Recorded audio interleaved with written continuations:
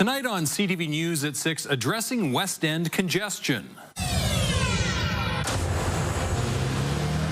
plan to expand major roads in a booming corner of the city. Anybody who drives to the West End can feel it. You can feel the unbearable traffic.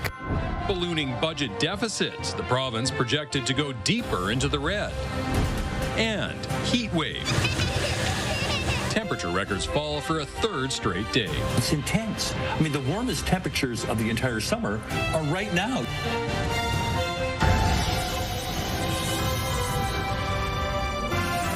CTV Edmonton, local breaking news with Jeff Hastings. Good evening. Traffic relief could be coming to some West Edmonton neighborhoods. A city councillor has come up with a plan to double the number of lanes for some high-traffic, high-congestion arterial roads. Connor Hogg has more. At rush hour time, it's backed up past Winterburn sometimes, so. How did you even get around, for goodness sake? Well, that's the thing, June. Yeah. People who live and work in Lewis Estates say traffic troubles are a part of life. Every day's an adventure. The neighborhood has a number of single-lane arterial roads that have become busier as the years have gone by. People can be stuck in traffic for half hour, 45 minutes for what should be a 5-minute drive. Area Councillor Andrew Knack has created an amendment that would reallocate already earmarked dollars for different West End roads to add lanes to 3 sections designated as particularly troublesome. Winterburn Road southbound from 100th Avenue to 92nd Avenue, westbound on the White Mud from Lewis Estates Boulevard to east of 215th Street, and a second westbound lane on part of Weber Greens Drive. A legitimate, real issue that is being faced by folks in the communities outside the Henday. How do you say no to something like that? Anybody who drives to the West End can feel it. You can feel the unbearable traffic. River Cree CEO Vic Mahajan says Enoch Cree Nation supports the upgrade. Many of the roads in question border its land, and he says the extra lanes will ease traffic to and from Enoch and the casino. He says Enoch leadership is contributing a third of the cost of the White Mud expansion. The province and the city will pay the rest. Mahajan says the improvement will benefit anyone who finds themselves in the West End. No one wants to be sitting in their car majority of the day or a certain portion of the day. So it just gives better access to the city and the residents of the city to use some of those facilities that we are building. Relief on the horizon for drivers, with sympathies extended from those who don't. I just stay in my little house. That's it. Connor Hogg, CTV News, Edmonton.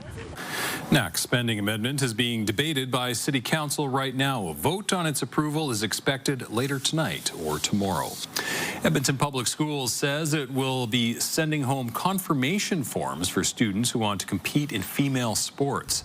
All Alberta schools must confirm the eligibility of female student athletes 12 years or older as part of the UCP government's Fairness and Safety in Sport Act.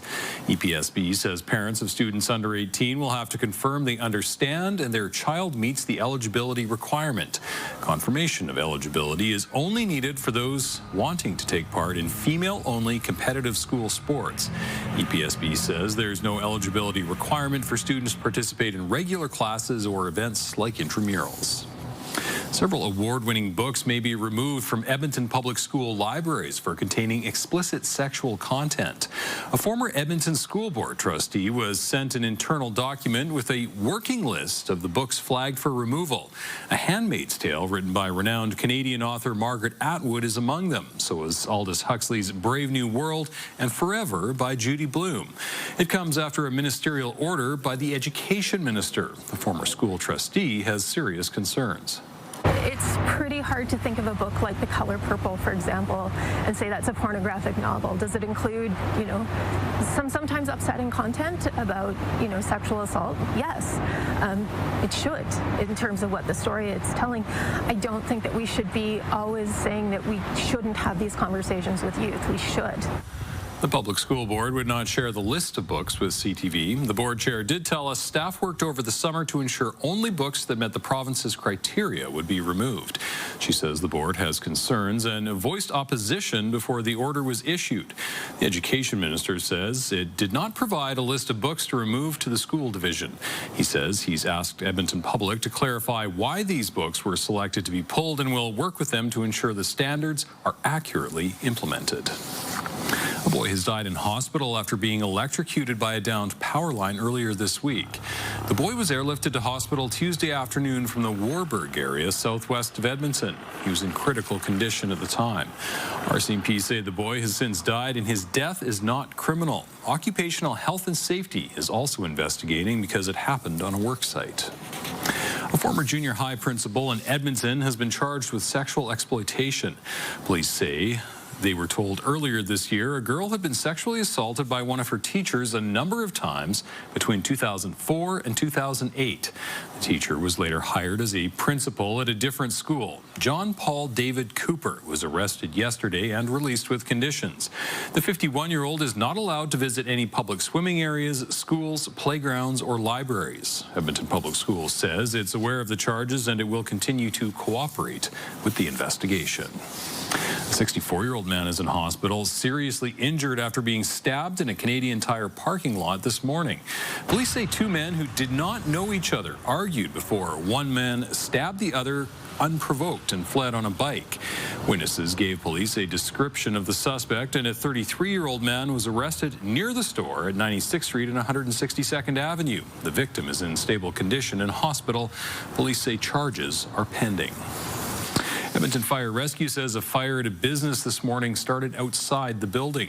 Crews were called to a fire at Chateau Lighting in the area of 99th Street and 43rd Avenue. It took about 7 hours to fully extinguish the flames.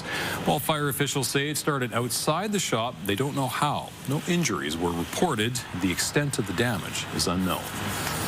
A local attraction will be closed for 3 days next week. Telus World of Science Edmonton will shut down starting Tuesday. Staff say they see about 500,000 guests each year, which engage with their exhibits through hands-on learning. It's a little bit of wear and tear that comes with that, so we take this time each year to clean up the place. Everyone grabs mops and brooms and we get together and clean and shine everything up so we're looking good for fall. The Science Museum will reopen on Friday. It's also preparing to welcome its newest exhibit, Jurassic World, in October. A classic Canadian store appears to be opening a new location in North Edmonton. As CTV's Evan Kenny reports, it's unclear who owns it or what it will look like, but we're told Zellers is returning. It's not an official announcement by them. It's a very soft launch. They're opening quite slowly. It's the launch of a Canadian shopping staple, Zellers.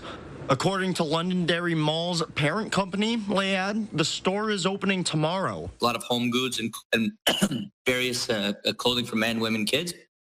They'll also, what's pretty exciting is they will be bringing back the Zeddy teddy bear. The shop will be on the bottom level of the space taken up by the former Hudson's Bay store. Zellers was owned by HBC, which did resurrect the brand for a short time. Earlier this year, Canada's oldest company and its intellectual property was sold to Canadian Tire, including the Zellers slogan, "The lowest price is the law." However, in a statement, Canadian Tire says its purchase did not include the Zellers brand. Regardless of who owns it, some Edmontonians are happy it's returning. What are your thoughts on Zellers coming back? I'm super excited. That's my era. I grew up going to Zellers, so super excited. It's always been, I don't know, cheap place to shop, and yeah, it just reminds me of being a kid again. I like it. I used to shop at Zellers lots before they went away, so I'm glad to hear they're coming back. Layad couldn't give away too many details, like if the store will include a restaurant. It does expect more people will come through Londonderry Mall to see it for themselves. Evan Kenny, CTV News, Edmonton. A heat wave like the one Edmonton is experiencing right now is unusual, especially this late in the summer. 3 daytime high records were broken this week, with more expected as we head into the long weekend. Amanda Anderson reports. Temperatures in Edmonton soared above 30 degrees for a fourth straight day. Hot, sunny weather, some are soaking up. Because very soon start winter. But it's the kind of weather unlike anything one Environment and Climate Change Canada climatologist has seen before. The fact that these temperatures are occurring and record-breaking at this time of the year has people like myself who've been in the business half a century shaking their head. I mean, this is quite something. Temperatures are at least 14 degrees above the norm for this time of year. The warmest temperatures of the entire summer are right now. You're in the midst of it. Today may be the warmest day in Edmonton all summer. Even before the noon hour, some hit the local spray park to cool off, while staff at the Happy Hound Play Park added a splash park made just for the four-legged Edmontonians in their care. So a lot of dogs don't want to jump in the full water. This allows them to have water play in the spray at their comfort level, keep their temperatures down, because again, they don't sweat, so they need that cool on their paws. There are some businesses hoping to capitalize on this weather while it lasts. A lot of people book once they know what the weather's looking like. So when it's hot like this, I'll get tons of calls. And cancellations, maybe depending on the heat, but not as much as people canceling because of the rain. Philip says 3 daytime high records have been set so far this week. It's hard to break a record in Edmonton. Your records go back over a century, 1880. He says records are usually broken by 1/10 of a degree, but at least one of the records this week was higher by 2 degrees. It is really historic in many ways, and I'll tell you what's bringing it. It's this gigantic high pressure area.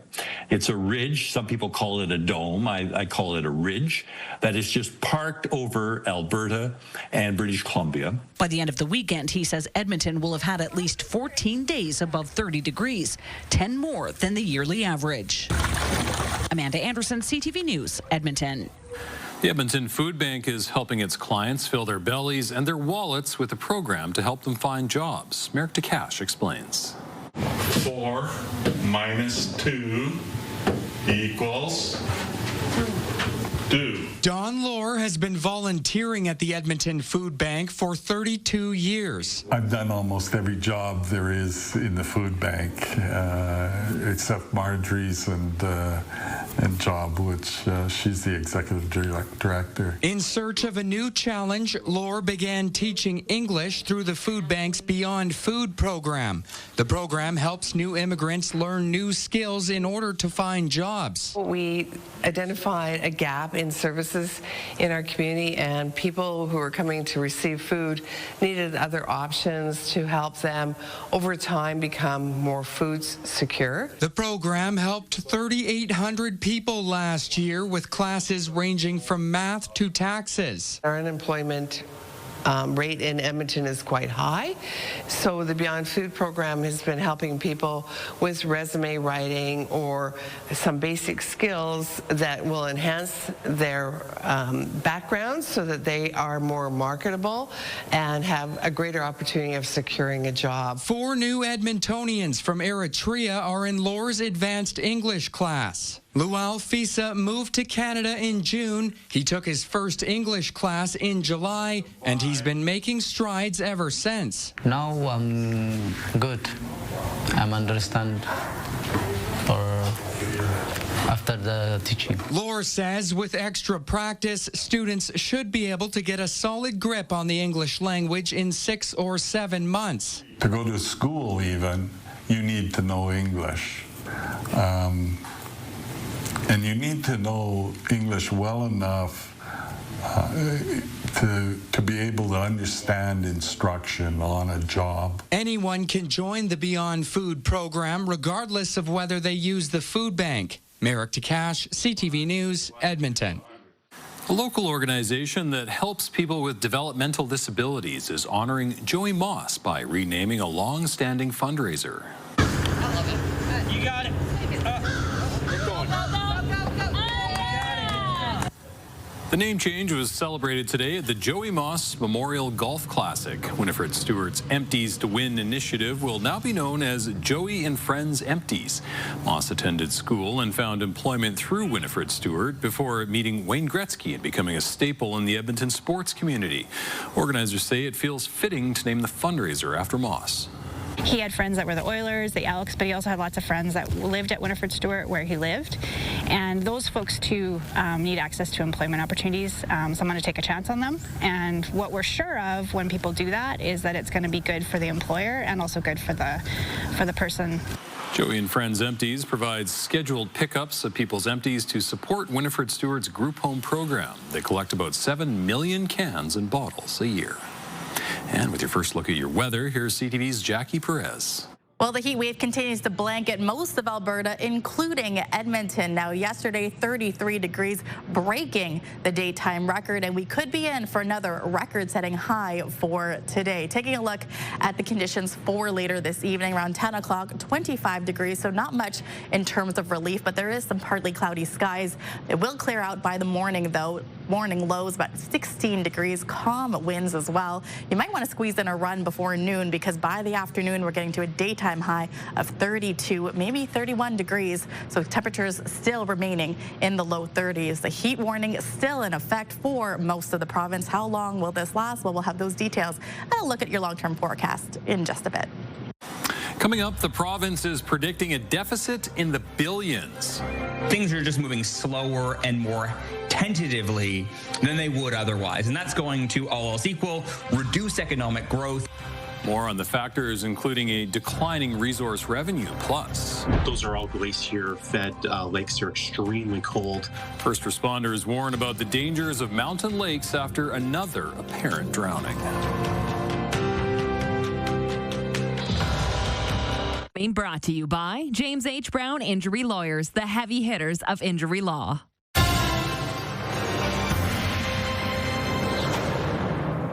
Alberta is falling deeper into the red. In its first quarter economic update, the province is projecting a $6.5 billion deficit. That's up more than $1 billion from the spring budget.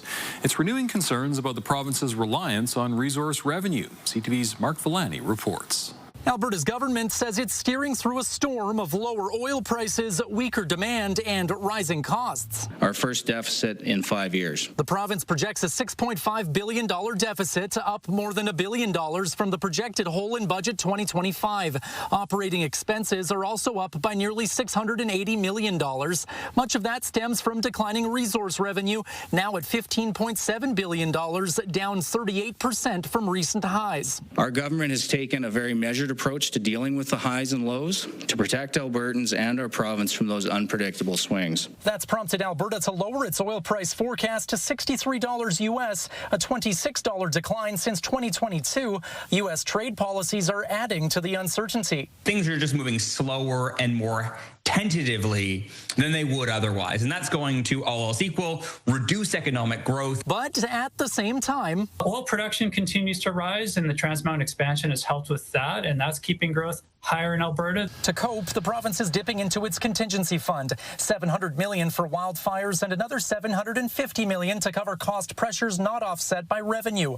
Population growth of 2.4% is adding pressure on health, education, and core services. Taxpayer-supported debt is forecast at $84 billion, with $3 billion in interest, enough to build 3 new hospitals. They got to figure out a way of managing healthcare without it breaking the bank. Small business advocates also worry about tax hikes, urging the province to provide relief. Reducing the small business tax rate to 0%. This would only account for roughly 0.5% of Alberta government revenues. On the plus side, stronger consumer spending and a housing boom are creating jobs. Our employment numbers look pretty good. So, we haven't seen the same pullback as some markets have had. This government wants to make sure we have spending in a place we're comfortable. Mark Villani, CTV News, Calgary.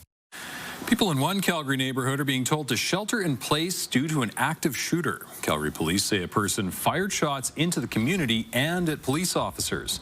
A command center has been set up as police monitor the situation. Police say the threat is currently contained to a home. As a precaution, it's asking people to shelter in place until the incident is resolved, and at this time, police say no injuries have been reported. The bodies of 2 20-year-olds have been recovered from a community lake in Calgary. First responders were called to the Mahogany Lake last night after several witnesses saw a man go under the water. Firefighters used sonar and underwater cameras to try to locate the missing person. Initially, they thought they were looking for just one man.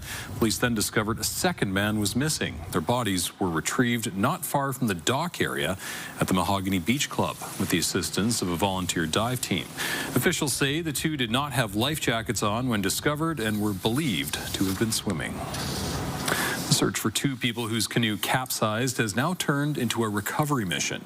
It happened southwest of Calgary on Upper Kananaskis Lake Tuesday afternoon. Two other people in the canoe were rescued. CTV's Terry Fikowski reports. The stunning scenery and peaceful water overshadowed by a somber scene.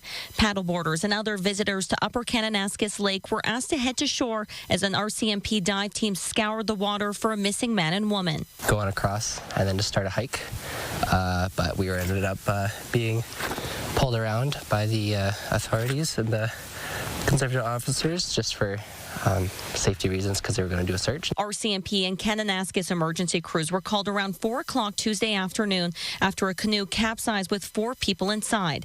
Bystanders jumped in to help and were able to pull a 30-year-old man and 34-year-old woman from the frigid water, but couldn't save a 34-year-old man and a 33-year-old woman.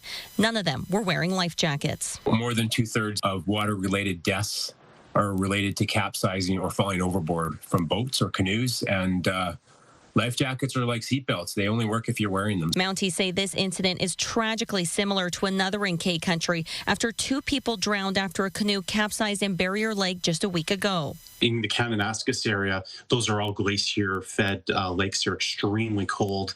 Even if you're a strong swimmer, you hit that water and that extreme cold, it's going to put everyone to their limits. So those are, we need to take those precautions. The 4 were part of a group of 7 international visitors camping nearby while on vacation.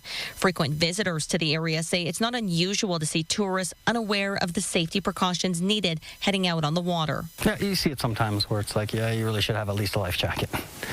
Water can be a lot colder than it feels when you're getting in. The dive team conducted a sonar search of the lake Thursday, focusing much of their efforts around an island.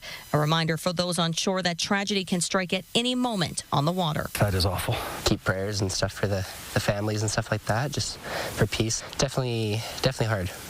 RCMP say a significant amount of personnel involved in the recovery efforts, including, of course, their dive team. There's also Kananaskis Emergency Services, Parks Canada also assisting with personnel as well as dogs to search the shoreline. And Tara, we've also seen helicopters from above. Back to you.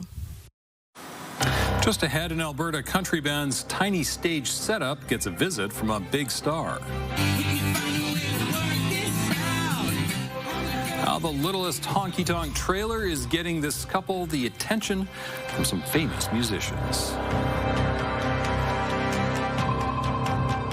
Programming brought to you by Century Casino. 3 great locations: Edmonton, St. Albert, and Century Mile. Programming brought to you by Action Furnace. Fixed right or it's free.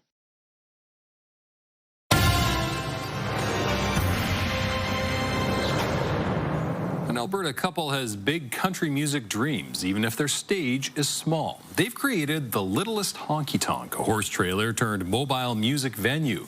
A dozen country acts have already performed there, and now it's even got the attention of superstar Post Malone. CTV's Stephanie Thomas has the story.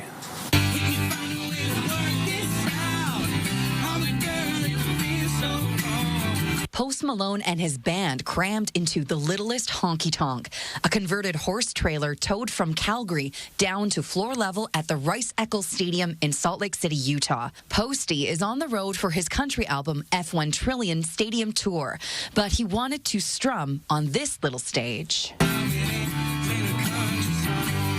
His manager saw one of our videos organically, which is the best way that we could get out. Boots and Laura Graham recently started a video series recording local and international country musicians in the Littlest Honky Tonk.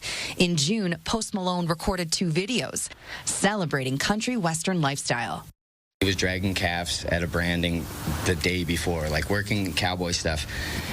And he has platinum teeth and face tattoos and a rap career, so I was not expecting that. It was completely out of left field for me. The couple began refurbishing a horse trailer in 2021, over time adding more music memorabilia.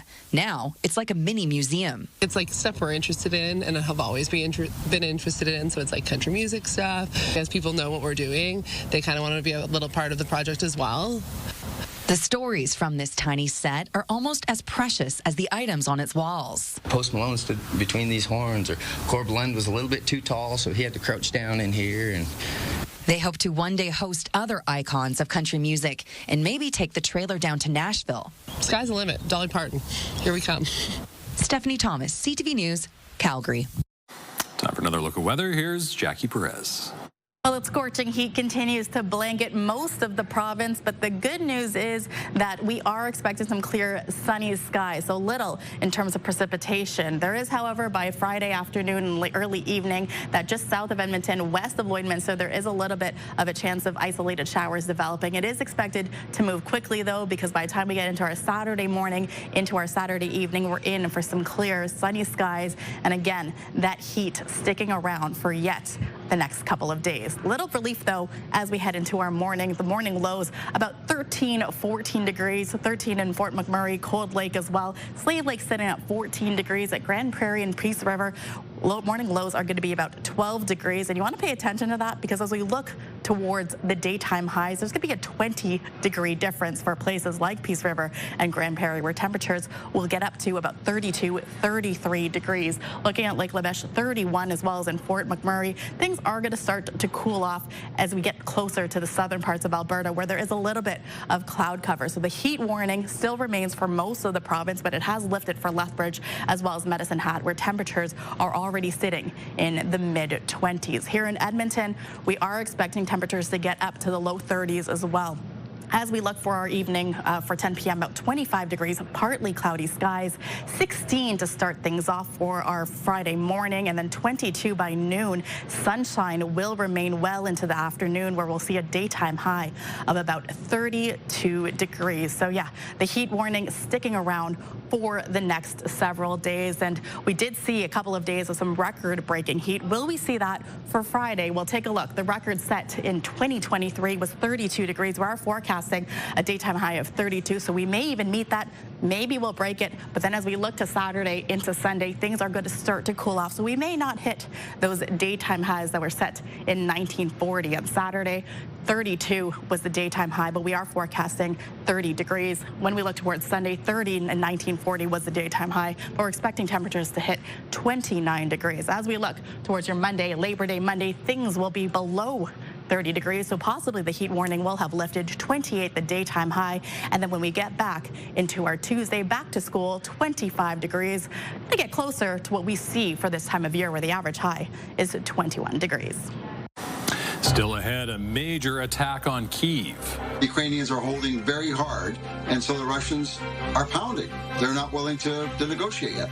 Several civilians killed as Russia rains bombs on Ukraine's capital. And the Canadian sports system is in crisis. As many have told us, it is broken. A new national report finds evidence of widespread abuse and mistreatment at all levels of sport, what it recommends going forward.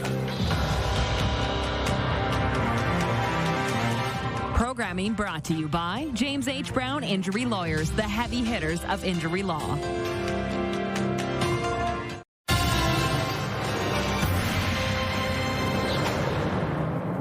It's being called one of the biggest and deadliest attacks on Ukraine since the Russian invasion. More than 600 missiles and drones, leaving at least 19 people dead, among them children.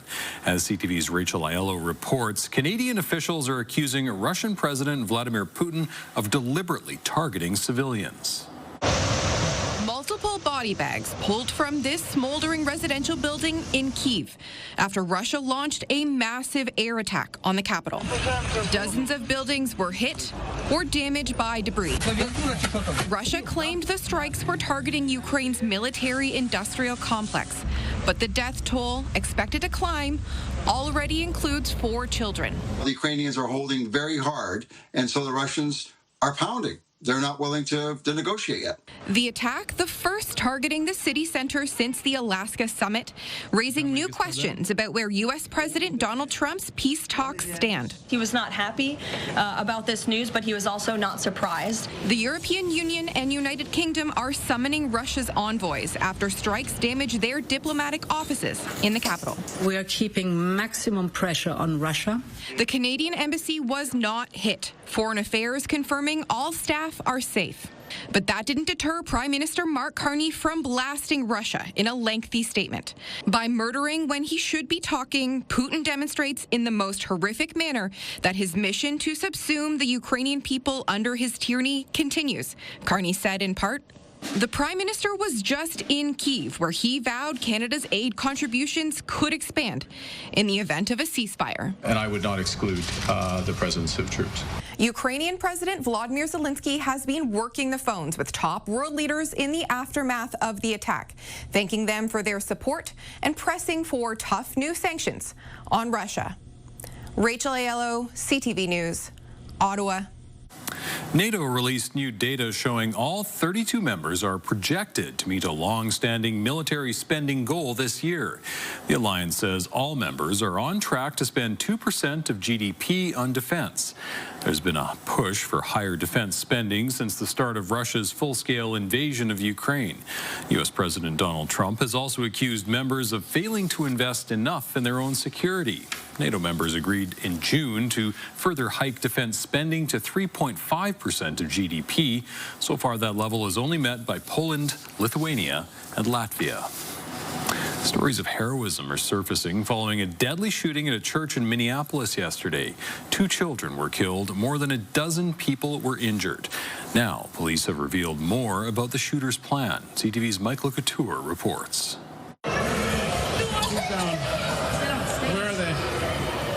The panic is palpable. Video taken by a father who ran into the church after the shooting shows children and adults rush out of the building. Right when I heard the shots, I knew something was off. I didn't think that they would have, a lot of my classmates thought it was confetti and fireworks, but I didn't think they would have that during the middle of the church service. Today outside the church, residents lay flowers and stuffed animals at a makeshift memorial. And stories of heroism continue to emerge. I might be saying too much, but we had one kid that covered up another kid and took a shotgun blast to his back and things like that. 2 white crosses sit outside the church as a sobering reminder of the 8- and 10-year-old victims. Officials say the total injured is now 18 people. 6 of those patients are in satisfactory condition. 5 of those patients are children. We have 2 patients in serious condition, 1 adult and 1 child, and we have 1 child in critical condition presently. While searching for a motive, police are focusing on a now-deleted video manifesto. In it, 23-year-old Robin Westman shows diary entries describing the killing of children. There was also a drawing of the sanctuary of the church and videos of weapons and bullets.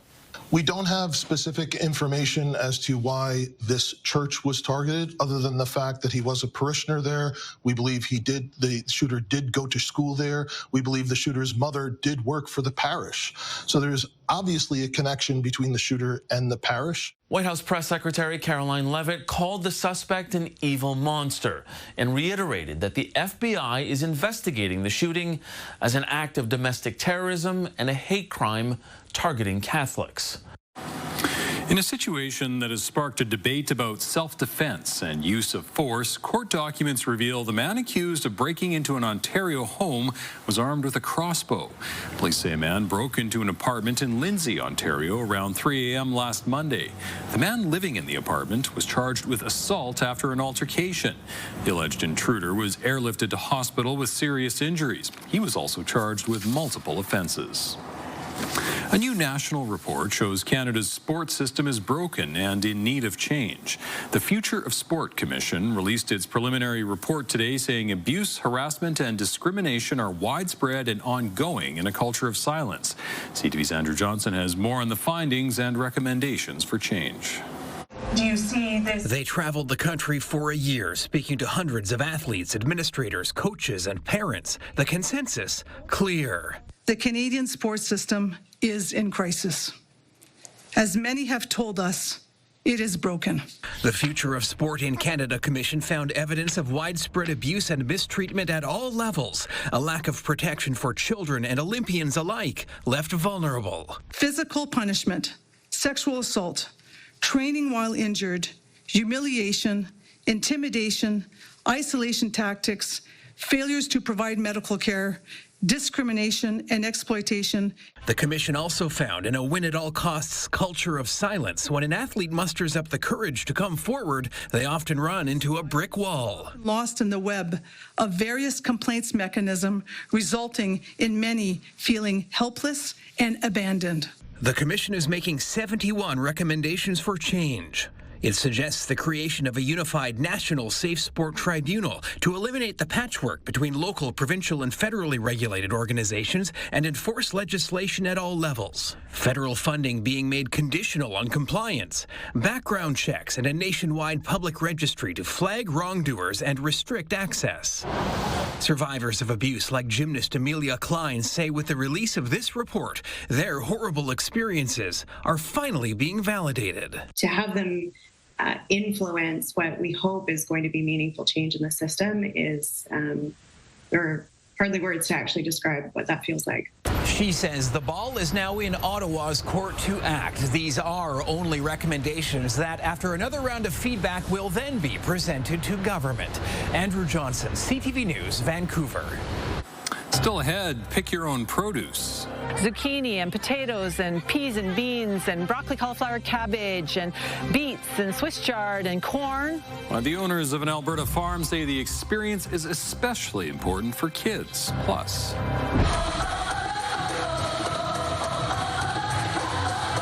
a new production showcasing local talent across a range of performing arts.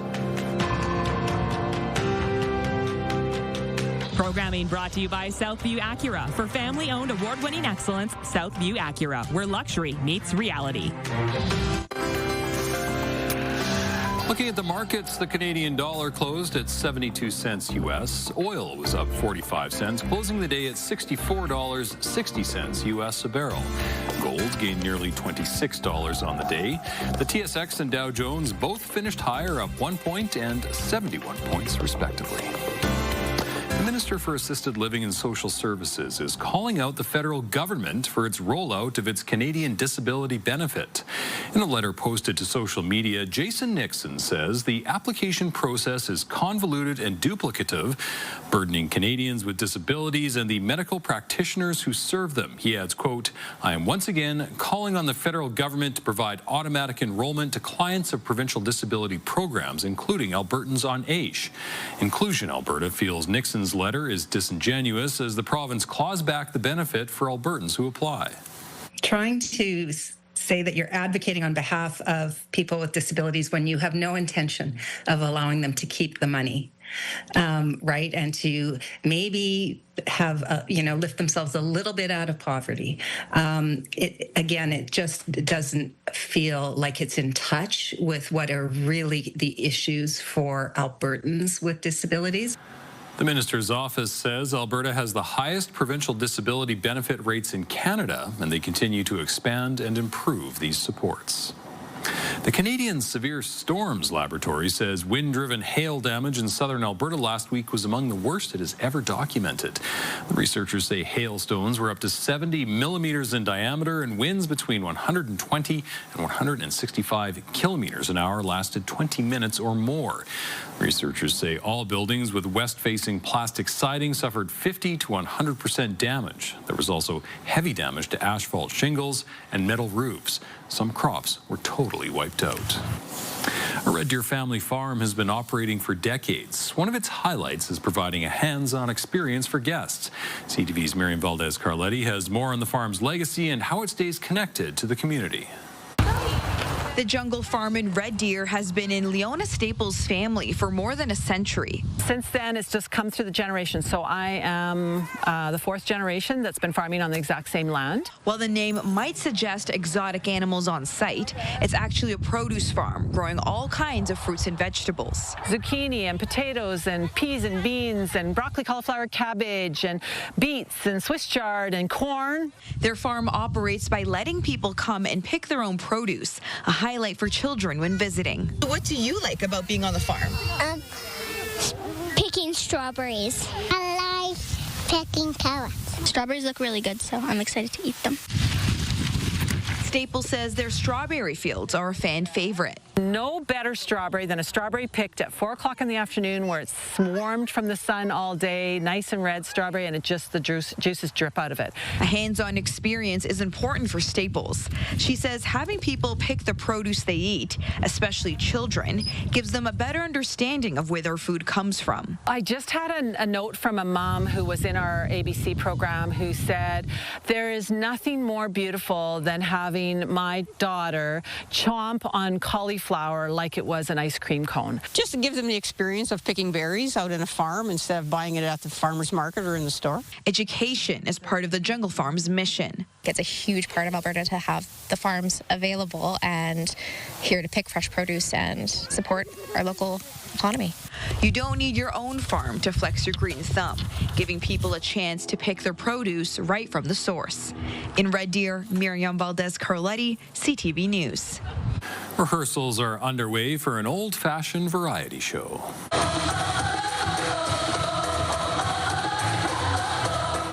The Great Canadian Variety Show is dedicated to showcasing local talent across a range of performance arts. The creator says the family-friendly show has something for everyone.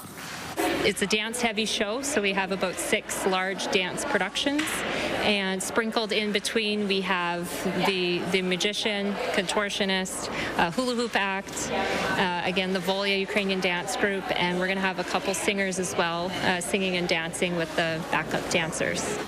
The Great Canadian Variety Show runs October 4th and 5th at Sherwood Park's Festival Place. Tickets are on sale now. Still ahead, how a museum in Quebec is unraveling the lore of an Ontario town. These two were stored on top of cabinets in the mammal collection room.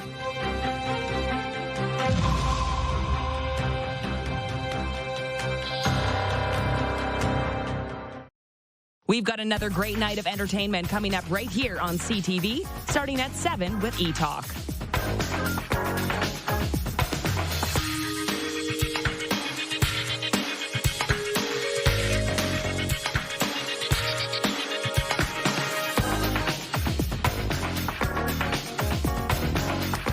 Museum curator in Montreal is working double duty as a detective. He's on the trail of a 10,000-year-old humpback whale fossil found hundreds of kilometers from any modern ocean. CTV's Geneviève Beauchemin reports. In the back rooms of McGill's Redpath Museum, curator Anthony Howell is working to solve a, well, whale of a mystery. What we're looking at is 3 whale bones. Howell is digging through archives. Bones of humpback whale. He's trying to figure out whether these are the 12,000-year-old whale bones at the heart of a legend from a town in Ontario.